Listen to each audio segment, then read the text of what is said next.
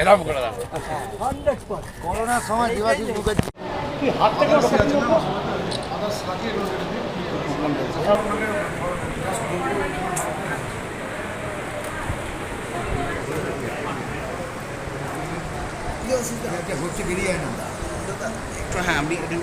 জমা দিতে আসা কি বলবেন? কার্যকর্তারা আমাকে জেসিপিতে তুলে দিয়েছে এবং সব থেকে উঁচুতে তুলে দিয়েছে, বলছে তোমাকে জিততেই হবে এবং তুমি জিতবে। আজকে কার্যকর্তাদের যা উচ্ছ্বাস দেখলাম তাতে জয় আমার নিশ্চিত। জেসিপিতে কি বার্তা দিতে চাইছে? জেসিপির একটা বুলডোজার, একটাই তো বার্তা, 15 বছর ধরে সমগ্র পশ্চিমবাংলার সাথে সাথে চণ্ডীতলার বুকে উন্নয়ন হয়নি, দুর্নীতি হয়েছে। এই দুর্নীতির রাজকে জেসিপি দিয়ে ভেঙে গুঁড়িয়ে দিয়ে আগামী দিনে শান্তির রাজত্ব, শান্তির চণ্ডীতলা, উন্নয়নের চণ্ডীতলা, বেকারত্ব ঘুচীকরণের চণ্ডীতলা, হাসপাতালের উন্নয়নের চণ্ডীতলা, ডিগ্রি কলেজের চণ্ডীতলা, খাল সংস্কারের চণ্ডীতলা, স্থায়ী বাজারের চণ্ডীতলা, রেলের সাবওয়ের চণ্ডীতলা তৈরি হবে। বিভিন্ন রাজ্যে একটা জেসিবি রাজ চলতে দেখা যায়, এখানেও কি সেই বার্তা? না, জেসিবি বুলডোজার দিয়ে দেখবেন ময়লা আবর্জনা সরিয়ে তুলে ফেলা হয়। তা আজকে তৃণমূল কংগ্রেস যে ময়লা জড়ো করেছে সারা রাজ্য জুড়ে এবং চণ্ডীতলাও সেখান থেকে বাদ যায় না, সেই ময়লা আবর্জনা তুলে ফেলার জন্যই বিজেপি আগামী দিনে ক্ষমতা আসবে। মানুষ পরিবর্তন চাইছে, তাই জেসিবি তার একটা প্রতীকী চিহ্ন মাত্র। তৃণমূল প্রার্থী আপনার বিরুদ্ধে যিনি দাঁড়িয়েছেন তিনি কোনো প্রতিপক্ষ খুঁজে পাচ্ছেন না, তিনি তার নিজের প্রতিপক্ষ বলে দাবি করছেন।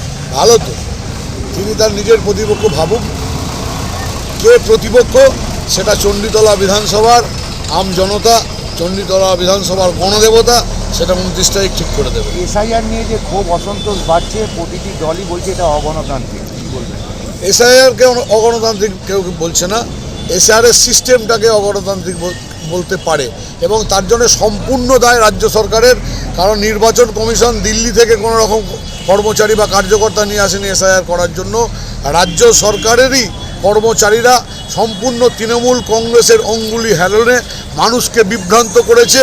সেটা দীর্ঘদিন বাদে সুপ্রিম কোর্টের নজরে এসছে, তারা বুঝতে পেরেছেন। তাই রাজ্য সরকারের এই সমস্ত এআরওদের উপর ভরসা না করে তিনি সারা রাজ্যের বিচারপতিদের নিয়োগ করেছেন অ্যাডজুডিকেশনকে সঠিকভাবে করার জন্য। আজকে তৃণমূল কংগ্রেসের এই যে কর্মচারীরা তাদের কাজে অসন্তুষ্ট কোর্ট, তাই আজকে বিচারকদের নামাতে বাধ্য হয়েছে। এখান থেকে প্রমাণ হয় যে যা মানুষকে বিভ্রান্ত করা হয়েছে তার জন্য দায়ী তৃণমূল কংগ্রেস। আজকে আমার বিধানসভায় যিনি আমার প্রতিপক্ষ প্রার্থী তৃণমূল কংগ্রেসের, অ্যাডজুডিকেশনে তার নাম ছিল, কিন্তু হঠাৎ করে সুন্দরভাবে তার নামটা বেরিয়ে গেল, অথচ অনেক রিয়েল ভোটার তার নাম বাদ গেল। এটা তো এখান থেকেই তো বোঝা যায় এটা তৃণমূল কংগ্রেসের চক্রান্ত, তারাই এটা করেছে। তৃণমূল কংগ্রেসের প্রার্থী বলছেন আগেরবার 40,000 ছিল, এবার 50,000 হবে, কি বলবেন? তিনি যোগ বিয়োগটা শিখতে ভালো করে শিখতে বলবেন। 40,000 আর 50,000 তফাৎ হয়তো তিনি জানেন না। তিনি তো মানুষের সঙ্গে মেশেন না, মানুষের কাছে যান না। আগে মানুষের দাঁড়ে দাঁড়ে ঘুরতে হয়, মানুষের কি প্রতিক্রিয়া তিনি নেননি। তিনি শুধু জিপে করে আর ওই বাইকের পেছনে করে ঘুরে বেড়াচ্ছেন। আমি প্রত্যেকটা মানুষের দাঁড়ে দাঁড়ে যাচ্ছি, গিয়ে মানুষের প্রতিক্রিয়া পাচ্ছি। আজকে সাথী খন্দকার হারছে, বিজেপি চণ্ডীতলায় জিতছে। তিনি তো বলছেন যে তিনি যদি আবার ফিরে আসেন সেক্ষেত্রে হাসপাতাল আর ডিগ্রি কলেজ। হ্যাঁ, 15 বছর নাকে সর্ষের তেল দিয়ে ঘুমোচ্ছিলেন, এখন আমি হাসপাতাল ডিগ্রি কলেজের দাবি তুলেছি, তার মনে হয়েছে এটা করা দরকার। তার মানে এইটুকু তার মধ্যে শিক্ষা ছিল না যে চণ্ডীতলা মানুষের জন্য একটা সুন্দর হাসপাতালের আধুনিকীকরণ, ডিগ্রি কলেজ, খাল সংস্কারগুলো করতে হয়। আজকে বিরোধী দলের প্রার্থী হিসাবে 15 বছর বাদে আমি দাঁড়িয়ে দাবি তুলছি, এখন তিনি বুঝতে পারলেন যে চণ্ডীতলা মানুষের এগুলো দরকার। এখান থেকেই বোঝা যায় তিনি কত কর্মঠ। আপনারা তার বিচার করবেন।